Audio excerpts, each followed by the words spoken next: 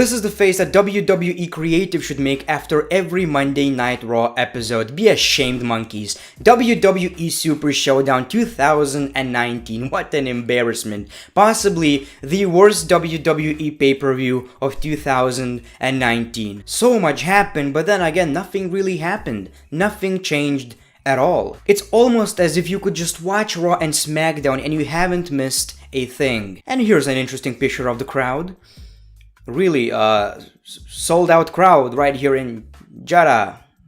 Yeah. I was not a fan of the pay-per-view, and during the pay-per-view my girlfriend asked me, is it me or the pay-per-view is actually very bad? And I was like, yes. Yes, it is very bad. And I don't know why. It's like WWE are purposely trying to give us a horrible show. When you have Shane McMahon in a big stadium, in an important match, and he's not doing anything crazy, it's pretty obvious that WWE don't really care about the show. They are just here for the money. And oh boy, they got a lot of money. I'm looking at you, Goldberg. How much they paid you? We will talk about The Undertaker and Goldberg in a second, but oh boy, that was... yeah, that's probably a sign that it's time to retire for The Undertaker. This man is ruining his legacy by continuing to wrestle in these matches where he's not 100%. The Undertaker looked great, he looked amazing, he's in an amazing shape, but he needs someone that could carry him in a match at this point in his career. Goldberg is not one of these people. Sorry that this video does not have a face cam, but I guess it will do. I'll make sure to edit something fancy like a WWE wrestler dancing, and that's supposed to be funny. Anyway, let's start with the kickoff show. So that was pretty much pointless. If you missed this one, you didn't miss anything, just like with the whole pay-per-view. Anyway, so in the kickoff show, the Usos defeated the Revival. Dash Wilder was pinned after a double super kick. So the only thing you missed during the kickoff show is David Otunga making his wild predictions. Very entertaining. And the show started surprisingly with the Universal Championship match. So Seth Rollins defeated Baron Corbin. Baron Corbin tried to use a steel chair, but he was stopped by the referee. During this whole match, Baron Corbin was complaining to the referee. It was really over the top, and I really don't know why, because the referee was pretty fair in this match. Baron was screaming in his face, referee got mad, he stood up for himself, and Seth Rollins won with a roll-up. After the match, Baron Corbin attacked Seth Rollins and hit End of Days. Brock Lesnar shows up, he wants to cash in his Money in the Bank briefcase, but Paul Heyman slips, and that apparently distracted Brock Lesnar. He got kicked into the balls, and Seth Rollins, hit him with a curb stomp on Lesnar's briefcase. So basically, that was just WWE's way to get Brock Lesnar into the show, but they didn't really want anything to happen, so they pretty much clickbaited you. May I remind you, the bell never rang, so Brock Lesnar is still Mr. Money in the Bank. The Ultimate Farmer is still Mr. Money in the Bank, guys. Heyman, Paul, I still have the briefcase, Paul, right? Then we got the Intercontinental Championship, Demon Balor versus Andrade, in which Finn Balor won the match. He retained the championship after a coup de grace. It wasn't really anything that special, like it really was not. But it seems like the crowd didn't really know that, because they were chanting, "This is awesome." Probably because they felt, that this event is a little bit more special than it actually is. And to be quite honest with you, it was actually fun seeing people that were actually excited. Like, for me, the highlight of the show was the kids. These kids were having the time of their life, and that was pretty beautiful. So this match was not really anything special. I don't know why people started chanting NXT. These people are not from NXT. I'm afraid to tell you, but these people are not from NXT. Anyway, so he retains the championship. Pretty unpredictable. Will Demon Balor actually lose the match for the first time as a demon? No, he will not lose the match. So it's kind of a shame. I wanted Andrade to win the championship. He really deserves it. Very entertaining. And we all know that Finn Balor is not going to do with that championship anyway, because the wild card rule is intact. So you are not going to see a lot of superstars from that brand on their actual brand. Anyway, so that was, a decent match on the card. Shane McMahon defeated Roman Reigns. I was expecting something. I was really expecting something because I didn't really care about the rivalry. It was horrible. I was expecting something from the match. I realized it's a normal match. And then I was like, okay, so the referee is going to get knocked out. Well, he was. They bumped into the referee. Drew McIntyre came out, hit Roman Reigns with a Claymore kick, and McMahon pinned him. And that was it. That was supposed to be your spot. That was supposed to be good. People are supposed to care about that. We got a lot of pyro, by the way, so it means it was good. Wow, that was horrible, people. That was really, really horrible. So Shane McMahon wins, and this rivalry is definitely not over. This rivalry is not over, people. If at least we wouldn't have the wild card rule, we would have this rivalry on one show. Okay, you wanna do this rivalry? I'm gonna be okay with it. Anyway. But you have this rivalry on both shows. So they take so much time from other talent, and then we have to see them on both shows. So I hate this wildcard rule. I'm gonna tell you that in every episode just until they start getting rid of it. Man, I hate this. Just draft Roman to Raw. Then we got a handicap match. Lars Sullivan defeated the Lucha House Party by disqualification. Surprisingly, this match went for way too long.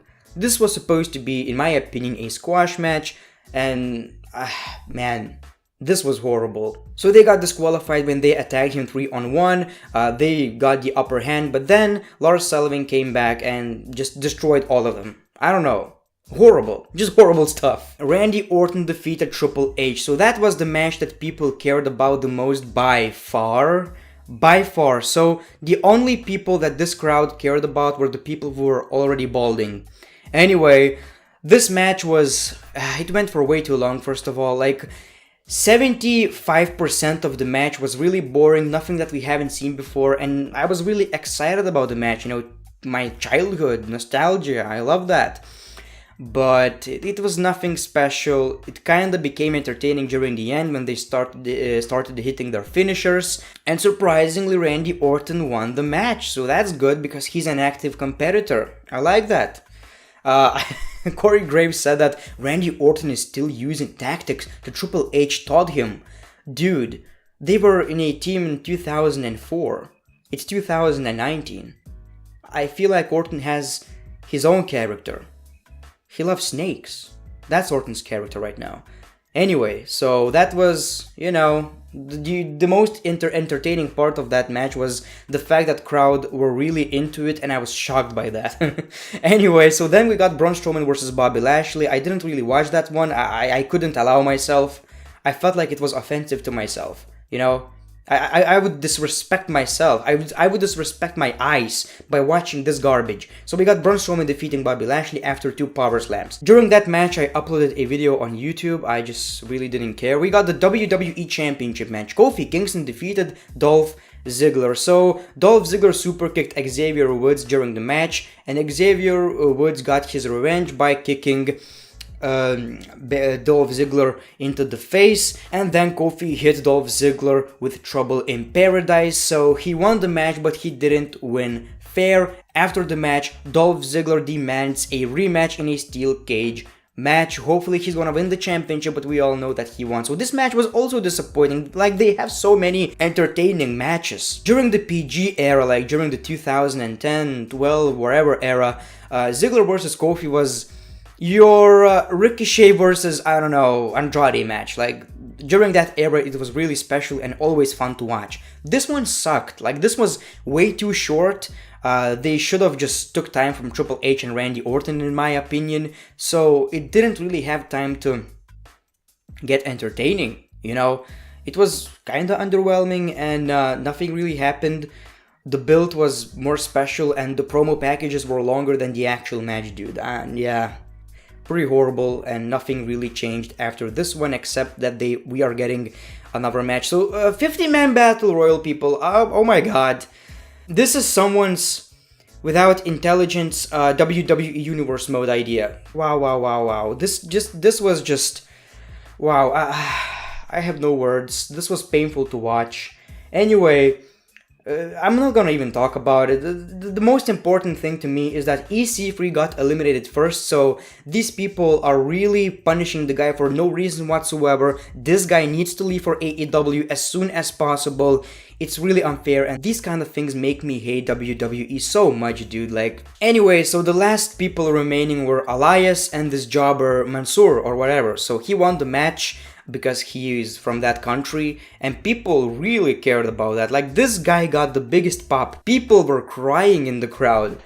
And maybe I should not say this, but I found it to be really, really funny. I was laughing my ass off. You people realize that it changes nothing. He's gonna win that battle royal, and he's gonna continue being in the same position that he was a day ago. So it really changes nothing. It's not a Royal Rumble. He's not going to WrestleMania. He's not even going to Monday Night Raw. It was... yeah, I guess next time I'll probably not watch the pay-per-view. That was really horrible. So he gave his speech. People were happy, and I don't know. Maybe it was special for people in the crowd. I really didn't get that. Then we got the Undertaker versus Goldberg. Cool entrances. That was the highlight. Cool entrances. And during the first, I don't know, 70-80% of the match, I was like, you know what, this is better than expected. Both are in a great shape. Undertaker is, moving fast. I was like, you know what, this is actually pretty good. You just need to hit each other finishers. I even liked the spot where Goldberg hit, the turnbuckle. Unfortunately, he got concussed. My man got concussed. So because of that, the match just started to suck. The Undertaker did a tombstone piler driver, and Goldberg hit his head into the mat. Like, it wasn't the Undertaker's knees, like normally hitting the mat first. It was Goldberg's head hitting the mat first, and it looked absolutely horrible, man. I was like, this man has to be concussed at this point. Unfortunately, he kicked out. And that's what ruined the match. If Goldberg didn't kick out, it would be a fair match, oh, okay, we got that out of the way. Let's watch Monday Night Raw right now. Fine. He won the match with a very nasty looking tombstone piler driver. No, he kicks out. He tried to do his finisher. He failed. He nearly killed the Undertaker. My man, at this point, it was pretty sad to watch. It was really painful to watch. And that's not it. Then it just became horrible. Like, he tried to reverse the tombstone piler driver, he fell, and Goldberg was concussed. He even apologized on Twitter. He doesn't have anything to be apologetic about. Dude, stuff happens, right? So he does a very bad looking chokeslam, which probably really hurt at this point because Goldberg was hurt. Undertaker pins him in a very underwhelming victory, and Undertaker's face says it all. He was not happy with the match. So it was just sad, the main event, and especially because the match was really, really good for what it was at first. Like, I was not expecting 450 splashes. I knew that it's going to be a finisher after finisher type of match, and it was pretty nice at first. And then, they ruined it. And I'm not blaming them, of course, but if Goldberg didn't kick out after that tombstone, it would have been actually a pretty decent match. That chokeslam looked horrible, my man. Undertaker wins the match, but by his facial expression, it seems like he just, lost his streak, my man. I don't know. That was your WWE Super Showdown 2019. Like I've said, I was not a fan. For me, it was a pointless, huge WWE live event. And I nearly fell asleep so many times during the show. And keep in mind, at this point, it started at 8 p.m. in my country. Normally, WWE pay-per-view start at 2 a.m. So it was during 8 p.m. normal time.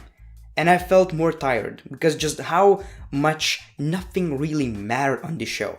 Anyway, thank you for watching this video. Sorry for no cam, but you know what? I feel like it was actually pretty decent. Anyway, thank you for watching. Leave a like, subscribe if you haven't, and as always, Mr. For Headamania, the Great One. Peace, love, and hugs.